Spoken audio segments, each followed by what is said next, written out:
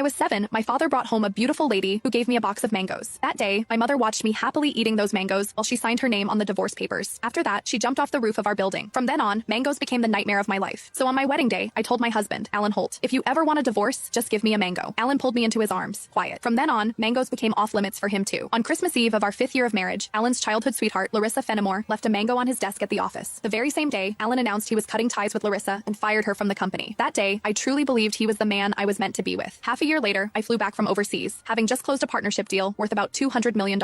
At the celebration dinner, Alan handed me a drink. After I had finished half the glass, his so-called childhood sweetheart, the woman who had been kicked out of the company, stood behind me with a big grin and asked, "Does the mango juice taste good?" I stared at Alan in disbelief, and he was trying hard not to laugh. "Don't be mad. Larissa insisted I played a little joke on you. I didn't actually give you a mango. I just gave you a bottle of mango juice. But I think she's right. The fact that you don't eat mangoes is a real problem. You were really enjoying that juice just now." My face went cold. I lifted my hand and threw the rest of the mango juice in his face, then turned around and walked away. Some things are never a joke. I wouldn't kid around with mangoes or divorce. Ms. Mendez, your stomach condition flared up again because of stress and emotional triggers. If there's something you really don't like to eat, you mustn't force it down again. The next time might not just be a stomach ache. We might have to remove part of your stomach. Stay in the hospital for observation for 1 day and contact your family as soon as you can. When I heard the doctor say that, I went completely quiet. For the sake of a new project, I had been overseas for 39 straight days, working day and night, and I finally made it back in one piece. I never expected that at the celebration dinner, 1 glass of mango juice from Alan would land me right in a hospital bed. Out of habit, I tapped open my pinned chat on WhatsApp, typed 2 words, and then realized something felt off. Looking closely, I confirmed that it was Alan Holt. He had just changed his profile picture. Now, it was a green mango. While I was staring blankly at the chat window, Alan's call came through. He sounded cold. "I'm already home. Where are you?" I said nothing. Any other time, I would soften my voice and act like a spoiled little girl with him. But tonight, I honestly didn't know what to say. Alan sounded annoyed. "Myra, how long are you planning to keep this up?" "I'm at the hospital." Alan went quiet. He had never shown much interest in my health. He would never have guessed that 1 glass of mango juice from him would send me straight to the emergency room. "Stay put at the hospital. I'm coming over right now." I didn't want to deal with him, but my body was so weak that I didn't feel like moving at all. Time dragged by. The doctor came in to check on me 3 different times, and Alan still didn't show up. Right before I went to sleep, I glanced at my phone one last time and saw Larissa Fenimore's new post on her social feed. Every time I get hurt, my knight in shining armor shows up. I'm so lucky. The picture under it was a shot of Alan putting a bandage on her. Larissa's profile picture was a yellow mango. It was pretty, but it made me sick. Alan and I had known each other for 10 years, and he had always known exactly where my bottom line was. After so many years in business, he also knew perfectly well how to keep a proper distance from other women. But now, he kept crossing that line again and again. In that case, our marriage and the newest project I had negotiated no longer needed to exist. I had closed a $200 million